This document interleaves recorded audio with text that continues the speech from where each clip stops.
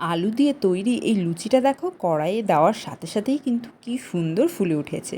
তা আমি মান্টি তোমাদের সাথে আজকে শেয়ার করব আলু দিয়ে তৈরি এই লুচির রেসিপিটা। তো এখানে দেখো যিশু মহাশয় ভাবছে যে আজকের লুচিটা নাকি ওই আমাদেরকে বানিয়ে খাওয়াবে, মানে ভেবেছে।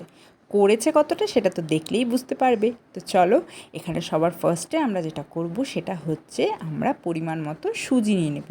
এখানে কিন্তু সুজিটা কিন্তু মাস্ট, মানে তুমি চাইলে শুধু ময়দা দিয়েও বানাতে পারো, কিন্তু সুজিটা নিলে কিন্তু লুচিটা খেতে অনেকটাই নরম হবে আর কিন্তু একেবারে ফুলকো ফুলকো হবে। তো সেই কারণেই এখানে আমি সুজিটা নিয়ে নিচ্ছি। তোমরা চাইলে সামান্য কিন্তু একটু কাঠখোলায় ভেজেও নিতে পারো, বাট আমি সবসময় সুজি ঘরে ভেজেই রেখে দিই যাতে কিনা পোকা না ধরে যায়। সেই কারণে আমার সুজিটা কিন্তু সামান্য ভাজাই রয়েছে, সেই জন্য এক্সট্রা করে আর ভাজতে হচ্ছে না, ডাইরেক্টলি এখানে আমি নিয়ে নেব। আর এখানে দেখতে পাচ্ছ যিশুর কিন্তু সামনের একটা দাঁত একদম পড়ে গেছে, ওই ফোকলা দাঁত নিয়ে কিন্তু লুচি খাবে বলে ঠিক করে বসে আছে। তো এখানে আমরা পরিমাণ মতো সুজি নিয়ে নিচ্ছি, আর ওকে যেহেতু দিয়েছি তো সেই কারণে আমার তো কাজ বেড়েই যাবে। এই যে দেখো নিচে কতটা ফেলেছে, তো সেই জন্য আমি ওকে বললাম তুমি ছেড়ে দাও, আমি করছি, কিন্তু কিছুতেই আমার কথা শুনবে না। তো এখানে আমরা সুজিটা নিয়ে নিয়েছি। এরপরে যেটা করব সেটা হচ্ছে গরম জল ইউজ করব। ঠান্ডা জল দিলে কিন্তু সুজিটাকে তোমাকে মিনিমাম আধ ঘন্টা আগে ভিজিয়ে রাখতে হবে, আর যেহেতু সময়ের অভাব সেই কারণে আমি এখানে গরম জল ইউজ করছি। আর সবাই জানো যে গরম জল দিয়ে আটা বা রুটি কোনো কিছু বানানোর জন্য গরম জলটা ইউজ করলে কিন্তু সেটা কিন্তু অনেক বেশি টেস্টি হয় আর কিন্তু একেবারে নরম হয়। তো এই যে এখানে আমি গ্লাসে গরম জল নিয়ে নিয়েছি, এবার আমি এটাকে অল্প অল্প করে ঢালবো। আর যিশু যেহেতু ঢালবে বলেছিল সেই জন্য ওকে একটা গ্লাসের মধ্যে দিয়ে দিয়েছিলাম। তো ও এত অল্প পরিমাণে ঢালছিল যে আমার মনে হচ্ছিলো যে 1 বছর লেগে যাবে আমার এই লুচি তৈরি করতে। সেই জন্য আমি ওকে বললাম আমি ঢেলে দিচ্ছি, তুমি মিক্সড কর, কতক্ষণ করতে পারবে জানি না, বাট আমি ওকে ছেড়ে দিয়েছিলাম। আর সাথে সাথে মাঝে মাঝে একটু হাত ধরেও করে দিচ্ছিলাম যাতে কিনা ও ধীরে ধীরে এই সমস্ত কাজগুলো অল্প অল্প করে শিখে যেতে পারে। তো এই যে দেখো এখানে ও মাখার প্র্যাকটিস করছে, তারপরে নিজেই বুঝতে পারলো যে আর এখন করতে পারছে না, সেই জন্য বললো মা আমি বাটিটা ধরে থাকি, এটাকে তুমি মিক্সড করো। আমি বললাম ঠিক আছে সেটাই হবে। তো আমি এখানে অল্প অল্প করে কিন্তু মোটামুটিভাবে সুজিটাকে জল দিয়ে মেখে নিলাম। আর খেয়াল রাখবে যাতে খুব একটা বেশি জল দিয়ে পাতলা না হয়ে যায়, মোটামুটি, কারণ এরপরে কিন্তু আমরা এটার মধ্যে আরও অনেক কিছু মিক্সড করব। তো সেই জন্য প্রথমেই যদি একেবারে বেশি জল দিয়ে মেখে দিই তাহলে কিন্তু এরপরে আমাদের অনেকটা পরিমাণে ময়দা মিক্সড করতে হবে, আর আমরা সেটাই কিন্তু করতে চাচ্ছি না। তো সেই জন্য এখানে মোটামুটি একটা পরিমাণ মতো, এই যে দেখো ধীরে ধীরে কিন্তু সুজিটা যেহেতু গরম জল দিয়েছি তো সেই জন্য কিন্তু খুব তাড়াতাড়ি সুজিটা নরম হয়ে যাবে। আর এখানে যিশুকে বলেছিলাম ক্যামেরাটা ধরতে, ও এত নড়াচ্ছিল যে খুব অসুবিধা হচ্ছিলো, সেই জন্য মাঝে মাঝে একটু হাতও আমাদের চলে এসেছে। তো যাই হোক দেখো সুজিটা কিন্তু এখানে অনেকটা ভালোভাবে মিক্সড হয়ে গিয়েছে। এবার আমি নিয়ে নিয়েছি সেদ্ধ আলু। তোমরা কিন্তু নিজেদের ইচ্ছে মতো বা পরিমাণ মতো আলুটা এর মধ্যে দিতে পারো। তো এখানে আমি আলুটাকে আগে সেদ্ধ করে নিয়েছিলাম, এবার এটাকে আমি এই সুজিটার মধ্যে মিক্সড করে দেবো।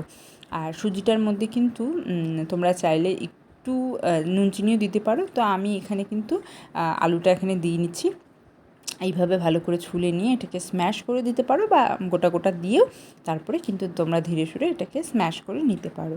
তো এই যে এখানে কিন্তু আমার আলুটা দেওয়া হয়ে গিয়েছে আর আমি এটাকে ভালো করে স্ম্যাশও করে নিচ্ছি। তো এই যে দেখো আমি কিন্তু ওই পাত্রর মধ্যেই করে নিয়েছি, কারণ আমি চাচ্ছিলাম না যে বেশি বাসনপত্র হয়ে যাক, তো সেই জন্য। আর একসাথে যেহেতু হাত দিয়ে ডো বানাতে হবে তো সেই জন্য একটা পাত্রের মধ্যেই করেছিলাম। তো এরপরে যেটা করব সেটা হচ্ছে সামান্য কিছু পরিমাণ একটু মশলা দেব। আমি এখানে দিয়ে দিচ্ছি গরম মশলা, যেটা কিনা আমার ঘরেই তৈরি করা। আর তারপরে দিয়ে দেবো সামান্য পরিমাণ মতো নুন।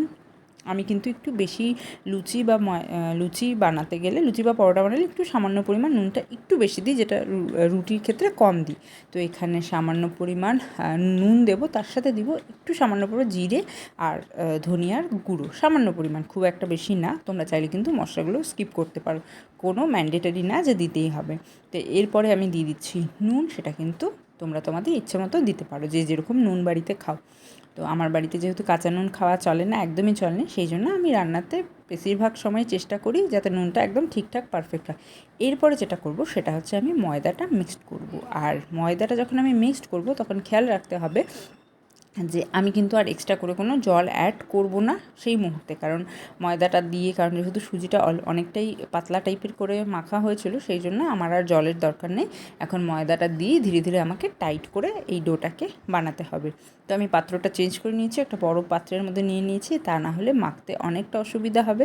তো তাও দেখো এখানে আমার একটু জলের পরিমাণটা বেশি হয়ে গিয়েছিল বলে মনে হচ্ছে। তো যাই হোক, ময়দাটা সেই পরিমাণ মতোই দিতে হবে যতক্ষণে কিনা আমার ডোটা একদম ঠিকঠাকভাবে নরম হয়ে একদম মাখা হয়ে যায়। খুব বেশি টাইট না, আবার একদম নরমও না, মোটামুটি। এটাকে কিন্তু রেখে দিতে হবে 10 থেকে 15 মিনিট। ততক্ষণে এটা কিন্তু আরও একদম নরম সফট হয়ে যাবে। আর খেয়াল রাখতে হবে আলুর মধ্যে যাতে কোনো রকম লাম্পস না থাকে। আমার কিন্তু মাখা হয়ে গেছে, এবার আমি তেল দিয়ে এটার উপরে ভালো করে আরেকটু মেখে এটাকে কিন্তু এইবার একেবারে রেডি এটা বেলার জন্য। তোমরা চাইলে কিন্তু তেলটা আগে দিয়ে মোটামুটি 10 মিনিটের মতো রেখে দিতে পারো। আর আমি করেছি যে মেখে 10 মিনিট রেখে দিয়ে তারপরে আবার তেল দিয়ে এটাকে খানিকটা মেখে নিয়েছি, তাহলে কিন্তু ডোটা খুব সুন্দরভাবে মিক্সড হয়ে যায়। আর প্রত্যেকটা লুচি কিন্তু খুব দারুণভাবে ফুলবে। তোমরা চাইলে এটা পরোটাও বানাতে পারো, বাট যিশুর যেহেতু লুচিটাই খুব পছন্দের, তো সেই জন্য আমি চেষ্টা করি যে ওকে সবসময় না, আর লুচিতে একটু তেলও কম লাগে, সেই আন্দাজে পরোটাতে অনেক বেশি তেলের প্রয়োজন হয়, আর লুচিতে অল্প তেলেই হয়ে যায়, মানে তেলটা লাগে কিন্তু লুচিতে তেলটা বেশি অবজার্ভ করে না। তো সেই জন্য আমি মাঝে মাঝে যিশুকে টিফিনে চেষ্টা করি লুচি দেওয়ার। তো এই যে দেখো আমার ডো কিন্তু একেবারে রেডি হয়ে গিয়েছে। এবার যেটা করতে হবে, এবার এই জায়গাটা আমি ক্লিন করে নিব। ক্লিন করে নিয়ে তারপরে আমি কড়াই বসিয়ে সেখানে কিন্তু বাকি প্রিপারেশনটা করব। তো আমি কিন্তু প্রথমে একদমই গোল গোল লুচি বানাতে পারতাম না, এখনও আমার হয় না, তবে এখন অনেকটা করতে করতে শিখে গিয়েছি। তো এই যে এখানে আমি কড়াই বসিয়ে দিয়েছি, এবার আমি তেল দিয়ে তেলটাকে কিন্তু ছেড়ে দেবো গরম হওয়ার জন্য। আর তেলটাকে কিন্তু খুব ভালো করে গরম করে নিতে হবে, একদম হাই ফ্লেমে। তারপর যখন তেলটা গরম হয়ে যাবে তখন আমি ফ্লেমটাকে একটু কমিয়ে দেবো। আর এদিকে চলো, তেলটা গরম হতে হতে এদিকে আমি বেলার জন্য রেডি হয়ে গিয়েছি। এখানে একটা প্লেটে তেল নিয়ে নিয়েছি। যিশু প্রথমে বলছিল ওই বেলবে, তো আমি ওকে বললাম যে না, তুমি পারবে না, যেহেতু এটা রুটি না, এটা লুচি, তো সেই জন্য এটা ছেড়ে দাও, আমি করছি। তো যিশু বলছিল না না, আমি হেল্প করবো। আমি বললাম ঠিক আছে, তুমি এরকম গোল্লা গোল্লা করে করে দাও। তো যাই হোক, আমি ওকে প্রথমবার দিলাম ট্রাই করার জন্য যে ও করতে পারে কি না, কারণ ওর কিন্তু খুব ভালো রুটি বেলতে পারে। তো যাই হোক, একটা বেলে দিয়েই চলে গেল। তো এবার আমাকেই বাকিটা সব করতে হবে। তো চলো, এই যে এইটুকু করে দিয়ে চলে গিয়েছে। তো এবার আমি চলো ফটাফট করে বেলে নিই সবগুলো। আর একসাথে কিন্তু অনেকগুলো বেলে রাখবো না। এখানে আমার তেলটা কিন্তু খুব ভালো রকমভাবে গরম হয়ে গিয়েছে। এবার আমি এটাকে কিন্তু একেবারে কমিয়ে দেবো। একদম কমিয়ে দেবো না, এখন যেহেতু আমি ফ্লেমটাকে একদম লো করে দিয়ে পরে মিডিয়ামে রাখবো, যাতে কিনা আমার লুচি প্রত্যেকটা এক রকমভাবে হিট পায়, সেটাই চেষ্টা করি।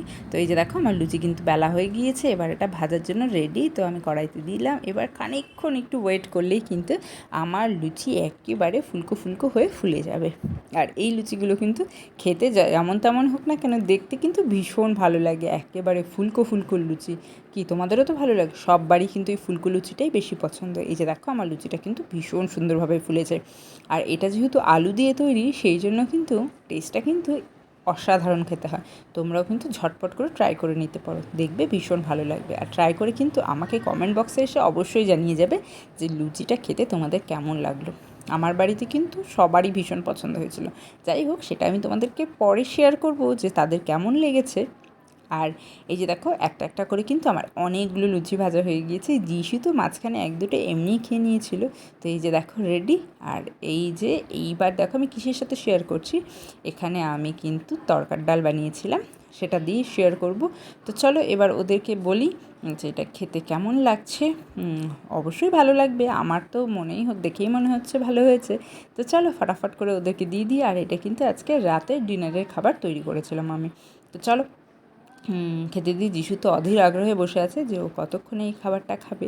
তো চলো এবার আমি ওদেরকে এই খাবারগুলো সার্ভ করি। তো যিশু তো খেতে বসে বলেছে যে ওর এটা দারুণ লেগেছে।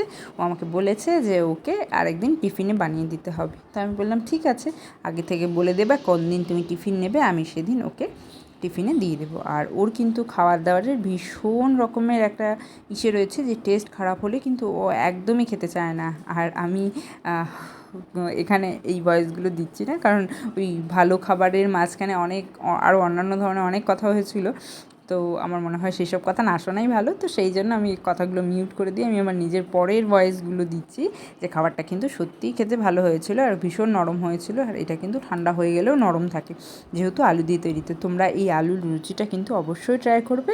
তো দেখা হবে তোমাদের সাথে এরপরে অন্য আরেকটা ভিডিওতে। আজকের মতো এখানেই শেষ করছি, টাটা।